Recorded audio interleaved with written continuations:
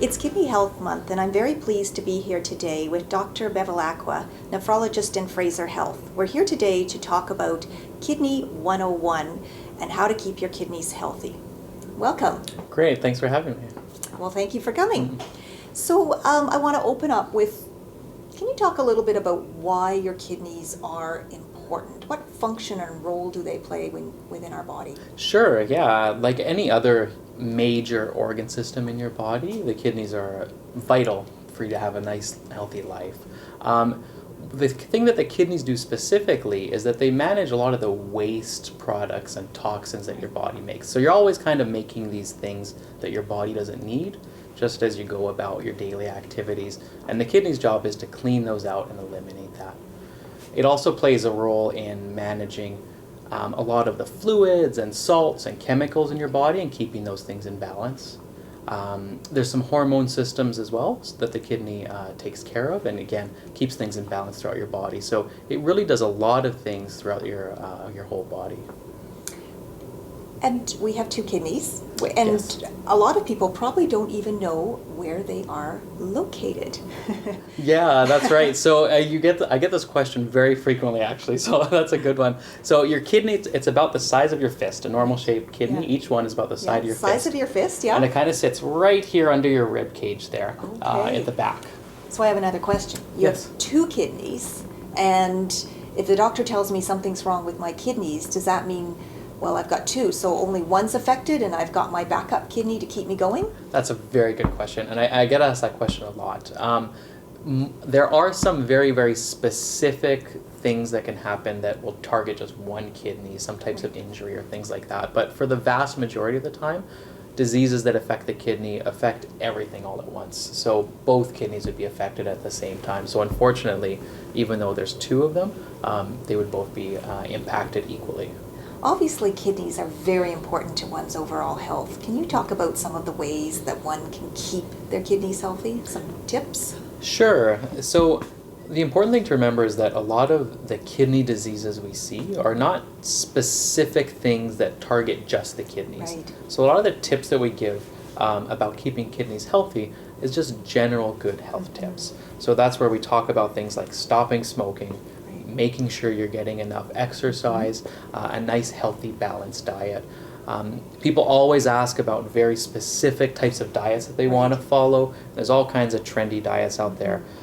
You might hear something like the DASH diet, which a lot of doctors talk about, but really at the end of the day, all it comes down to is having a good, balanced diet. The one thing that we harp on as kidney doctors is to cut back on the salt and make sure that people are well hydrated. And then aside from that, because of the fact that most kidney diseases are related to chronic diseases like high blood pressure or diabetes, if people have those conditions, it's very, very important for their kidneys that those are well managed and well controlled. So if the kidneys are not functioning properly, what are some of the warning signs? Yeah, that's one of the tough things actually about kidney disease is that it's one of these silent kind of diseases in most people. So there are some specific things that sometimes people experience when they have kidney disease. Sometimes blood pressure goes out of control. Sometimes people might notice some changes in the way that they're passing or their urine or things like that. But actually the vast majority of people don't notice anything until it's very, very advanced. Until it's very late, right? Yeah, so that's why we really do try to make an effort to screen people who we think might be at risk of kidney disease and try to identify it early. Because if we're waiting for symptoms to appear from kidney disease, often we've kind of waited a little bit too long and things are pretty advanced by that time.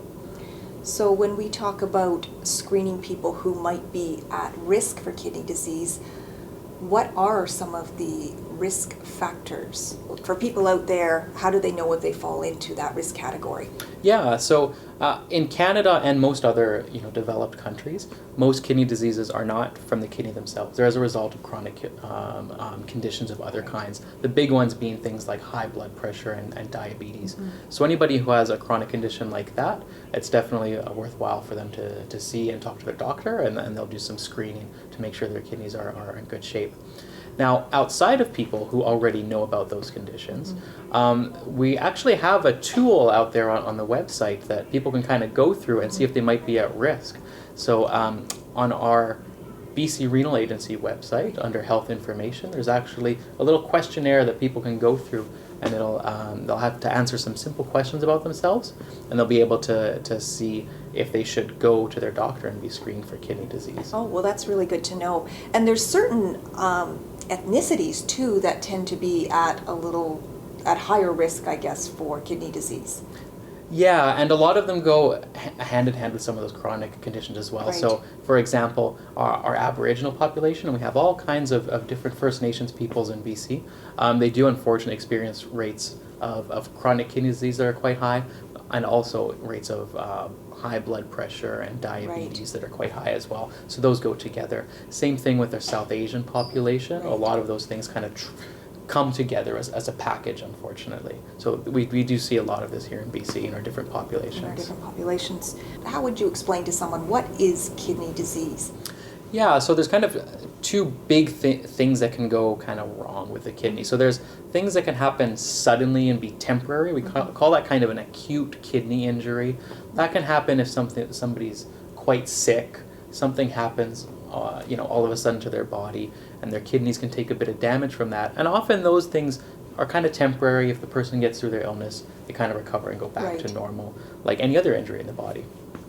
But then the one that we often think about more is the chronic kidney disease, and that's kind of what we're talking about a lot today. And unlike something that's acute, chronic means that it's with somebody for long periods of time, and in most cases for the rest of their lives. And it's a wide range of things when we talk about chronic kidney disease. Some people have very mild amount of damage to their kidneys that for the most part won't really progress or cause them any serious impact for the rest of their life, whereas some people, their chronic kidney disease can be more advanced and go on to progress and get worse and worse over the course of years. There is no cure for kidney disease. Dialysis and a transplant are basically the two options. So you were just mentioning, with kidney disease you can go from sort of mild to severe. At what stage, or can you even, at what stage would somebody need to look at one of those options? Yeah, so maybe I could say a few things about that. Yeah. So not necessarily everybody who has kidney disease will go on and progress to need those things. So some people might have a mild amount that, although we can check tests and tell them that their kidneys aren't at 100%, it's no big impact to them. So just someone being told that they have chronic kidney disease does not mean that they will go on to need dialysis or a transplant or things like that. For those people whose kidney disease is progressing or is getting worse over time, I think we've come a long way in treating that. You're right, there's no cure, but we have a wide network of chronic kidney disease clinics here in BC, and what the goal of those is even if we can't cure it or make the kidneys get better, our goal is if we can stop them from getting any worse or slow down any damage that's happening, we can do a great service to people that way. Despite all those efforts, you're right, some people do go on and need these treatments like dialysis or transplants.